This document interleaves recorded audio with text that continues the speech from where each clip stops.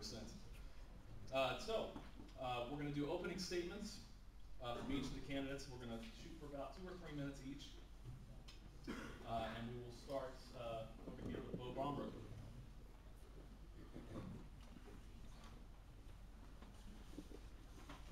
Thank you. You know, I remember when I was a little boy that my mom used to take us down to the welfare department. We used to wait in line outside. They used to give us cheese, milk, and peanut butter. You know, I remember that government cheese. It come in a box, kind of like Velveeta. And it was wrapped in foil like Velveeta. And they even tried to make it look like Velveeta. But believe me, it was no Velveeta. That's why I used to wonder as a small kid, how come the federal government, with all its money, does not do things better than Velveeta?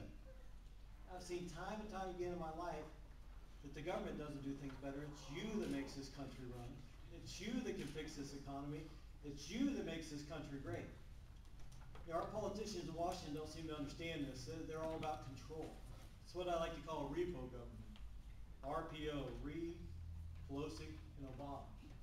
Because you see, Obama said he wants to spread your wealth. And Nancy Pelosi says she wants to tax your retirement so that she can improve the quality of life for illegal immigrants. And Harry Reid, he said he can tell when it's tourist season from the smell. He just thinks we all stink. You know, these politicians do not understand they were elected to serve you. Do you feel Zach Space serves you? Do you feel his vote on cap and trade serves you? Do you feel his vote for the health care before he voted against the health care serves you? You see, I believe that we are endowed by our Creator with certain inalienable rights. And those rights being life, liberty, and the pursuit of happiness. You see, the pursuit of happiness is a gift from God. It's not something for Washington to produce for us. And what of life? You see, our children will never be safe on the streets if they are not first safe in the womb. We must get this right, Mom and Dad. And then what of liberty? John Floyd, he was one of the men that signed the Declaration of Independence. And shortly after, the English come through and destroyed his home and his farms, and he had to flee with his children. You might ask, why would somebody risk their livelihood, their home, and their children's lives? And that's because he had lived under a government that was controlling, taxing, and mandating the people, and he thought it was worth the risk. That's why in the Declaration of Independence, it says that whenever any such form of government becomes disruptive to these ends, it is the right of the people to change or abolish it. It is their right, it is your duty to throw off such form of government. So I'm not saying it's time to grab the torches and pitchforks just yet, but we must change what we are sending to Washington. You know, we need to send somebody to Washington that thinks like we do and someone who believes like we do. Then that way when they get to Washington, guess what? They'll vote like we do. So I'm just asking for your support. May 4th, go vote. Go vote.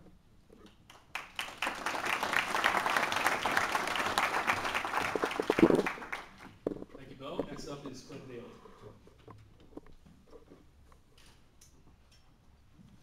Thanks, Tim, and I just want to say you got great grandparents. They set a good example for you. My name is Fred Daly. I'm the former agriculture director for Ohio, and I ran against Zach Space for Congress last year. He refused to debate us, outspent us 10-1, and he had the wind to his back instead of his face. We worked really hard, put 40,000 miles on the car, gave up a presidential appointment, gave up a state representative seat that was offered, and put a substantial amount of our own money into the race. We gave it everything we had, but it wasn't the right year for us. And when I say we, I'm talking about my wife, Rita. Can you stand up and be recognized? She's my wife of 39 years. We do things together. When you see us, when you see one of us, you usually see the both of us. She's right by my side, not in front of me, not behind me, but right by my side. We went to the NRCC candidate school this last year, and I met with a congressman that I have an awful lot of respect for. Congressman from Indiana, where I went to college, Mike Pence. I'm glad somebody recognizes Mike. He's in leadership, has white hair like me, even though neither one of us are as old as we look. And I told Mike, I gave it everything. I worked so hard, and we came up short. And he put his hand on my shoulder and he says, Fred, run again. He said, don't give up. He said, I had to run 3 times before I was elected. And I can tell you it's a whole lot more like surfing than it is sprinting. You got to catch the right wave in the right year. This is going to be the right year. You got a great ticket in Ohio. This is a time we can take that seat back and send Zach Space back to Dover and hopefully Nancy Pelosi back to California.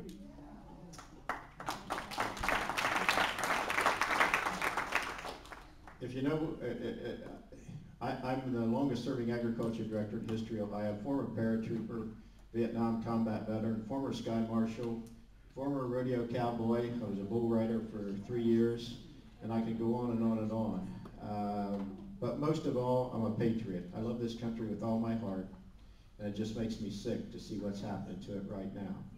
I believe our government's too big, spends too much, and taxes too often.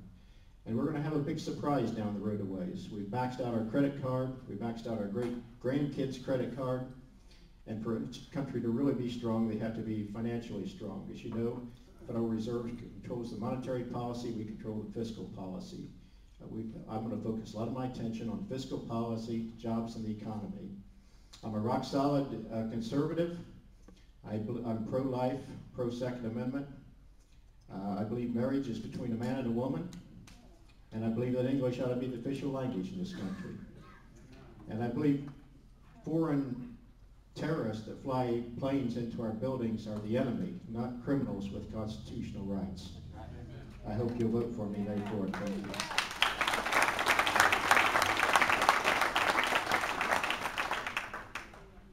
Thank you, Fred. Next up, we have Dave Doppelmayr. Good evening. My name is Coach Dave Doppelmayr. It's an honor to be here, an honor to be part of this.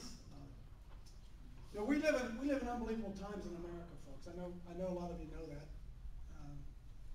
I don't know if we understand the depth of the problems, the depths of the problems that are facing our children financially, all that kind of stuff. But I entered into this race because as I began to look out over the spectrum of what was going on, let me back up a second. Last August, I spent 7 nights sleeping outside Zach Space's office down in Zanesville, trying to get him to come out and play. He wouldn't do it, and we had our own empty space town hall meeting. We had a town hall meeting without Zach, and I had no intentions ever to run for political office. I told people I can't be a politician. I speak the truth. You're not to laugh at it. It's a joke. I'm going to say what I believe. That's not popular. I began to watch what was going on over the last few months with the Obamacare and all that kind of stuff, and I could not get away from the fact that America, more than anything, needs leaders. Now, there are probably a lot of people in here who have heard a lot of things about me and don't think a whole lot of me, but I'm going to tell you something. You can say what you want about it. I'm a leader. I'm a leader of men, and I'm not afraid to take uncomfortable positions. And I'm here to tell you folks tonight this very important issue. We better realize this. The problems in America are not political, folks. The problems in America are moral, spiritual. Those are the problems that we have. We have a president of the United States who stands before the people and blatantly lies, and there's no consequence for it. We have a man that we put into office, Zach Space, who it took him 14 months to try to decide whether or not he was for the health bill or not, to only find out he was for it after he was against it or whatever. He can't figure out which side he's on. It took him 14 months to figure out where he stood. Well, I'm running for 18th Congressional District because I'm going to tell you this. I know where I stand. I'm not going to go to Washington, D.C. and be bought off by the Republicans, and I'm not going to go be bought off by the Democrats. And I can assure you this, that I want to go to Washington, D.C. to build a coalition. Now, you look at all the people up here, every one of us are going to be, Bob's a conservative, we're all conservatives. We can all say the right thing to you out here. We can all say the right words. The question that before you is you're going to have to make a decision about this. Who do you trust to go to Washington, D.C. and stand up for truth, not back down, grab a flag, stick it in the ground, and build a coalition to take this nation back for Mom and Pop America, for our children? That's the debate. If you're looking for a politician, I'm not the guy. If you're looking for a leader, somebody who will go make a difference in Washington, D.C. and stand up for truth, vote Coach Dave Doppelmayr for Congress. God bless you. Thanks for having me.